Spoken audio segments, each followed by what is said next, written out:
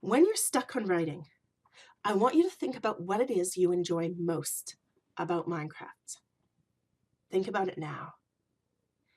Is it running and jumping around doing parkour? Is it exploring new terrain? Is it seeing what kind of awesome things you can build? Is it playing with your friends? Whatever it is, I want you to try to think about how you can capture that excitement in your writing. If, for example, you like playing with your friends, can you capture something of the joy of friendship in your writing?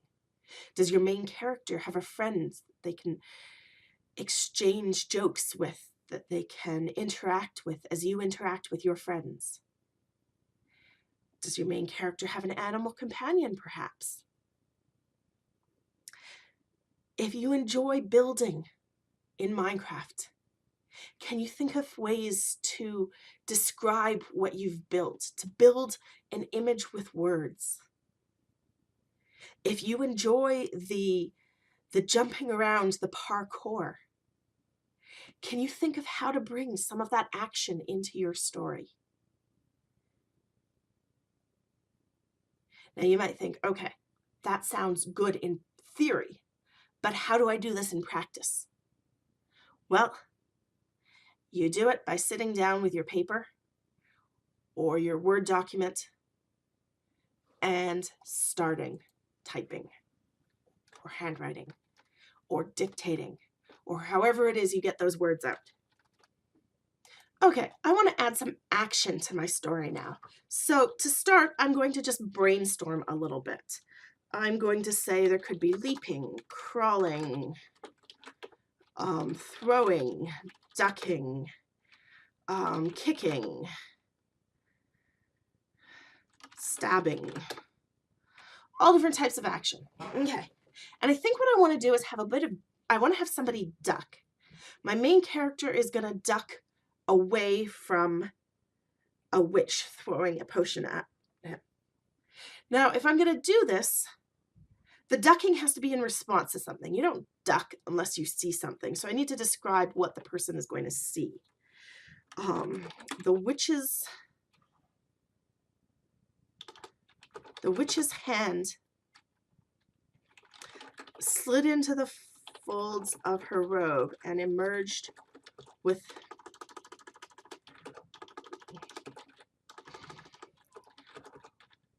a small vial. Okay.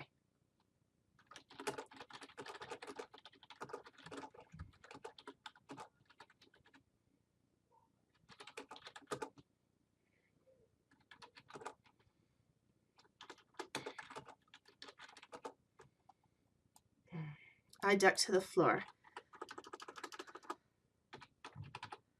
The vial whizzed past me and crashed into the wall. Okay, I'm picturing in Minecraft how when a witch throws a vial, what does it look like? There's those purple spirals. Now, those purple spirals could be sort of representing a fog. I'm picturing those purple spirals.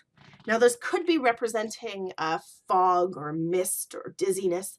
I think I'm going to take a very literal approach, though, and I'm going to say purple spirals twirled in the air, surrounding the shattered glass.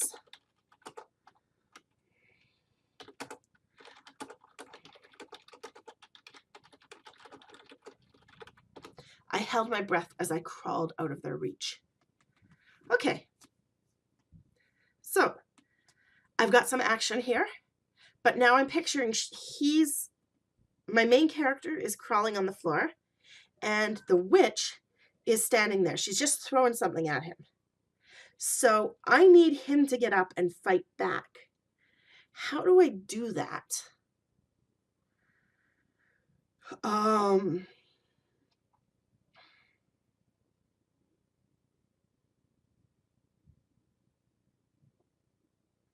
Why doesn't she just throw another vial?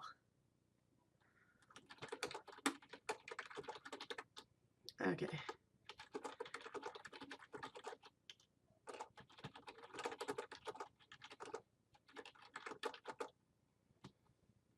The witch's hand returned to her pocket, but her face began to squish up in alarm.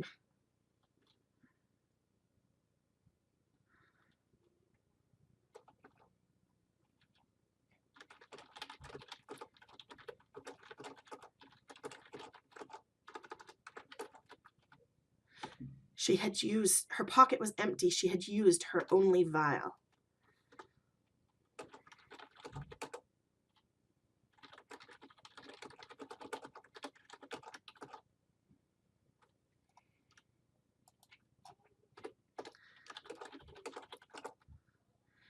Okay, so that can delay her for that moment. I stood up.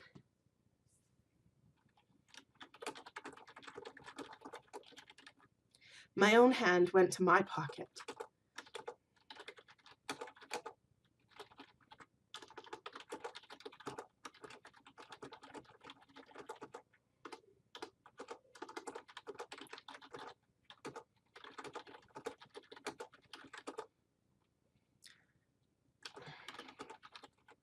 I held it, my own hand went to my pocket. I withdrew my diamond sword. I held it in front of me, wondering if one could parry against a magic spell. Okay, parrying is sort of using your sword to block against somebody else's attack. So my character's wondering, if a magic spell comes, can he use the sword to block against it? Can he bat it away or not? I'm not sure I want my character to actually kill the witch. That's why I'm sort of hesitating here. My character's standing there. I can use some of my own hesitation and make the character hesitate.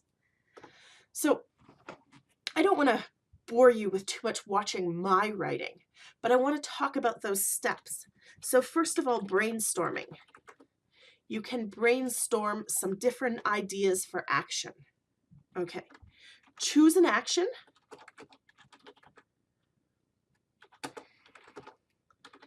And think about the steps you need to get to it. So for me, having the character duck, I need to have something happen that the character can see, that they can duck because of. Then you need to ask, where do you need to go next?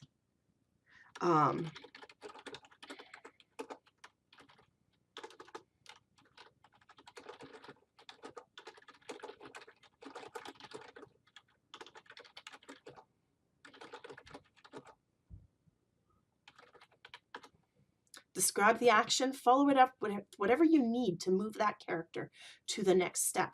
And lastly, well, throughout all of this, what you want to do is picture in your mind what it looks like.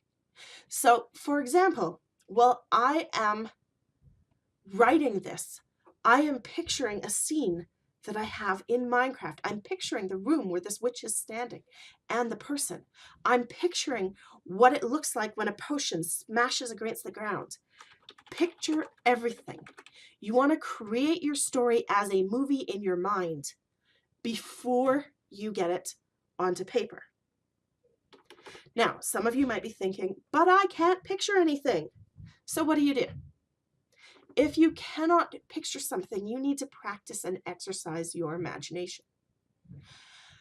You can do this in many ways. You can do this partly through reading. Read what other people have written and picture it in your mind. Choose a book that has not been made into a movie. You don't want to be picturing the movie. Choose a book that does not have too many pictures of its own. And read a couple of paragraphs and picture what it looks like. And then even describe in your own words. So if, for example, you are reading a story that involves a child walking down a hallway at a school, picture the details that aren't described in the story. Imagine what the floor looks like. Imagine being there. If you are reading a story that involves a character in Minecraft, picture their setting, picture their biome, picture what the trees look like around that person. Practice exercising your imagination, that camera in your brain. That's what makes for good readers, and it makes for good writers too. Now, my example here is about trying to add a bit of action, But the same thing goes for trying to add building, for trying to add friendship to your stories. Brainstorm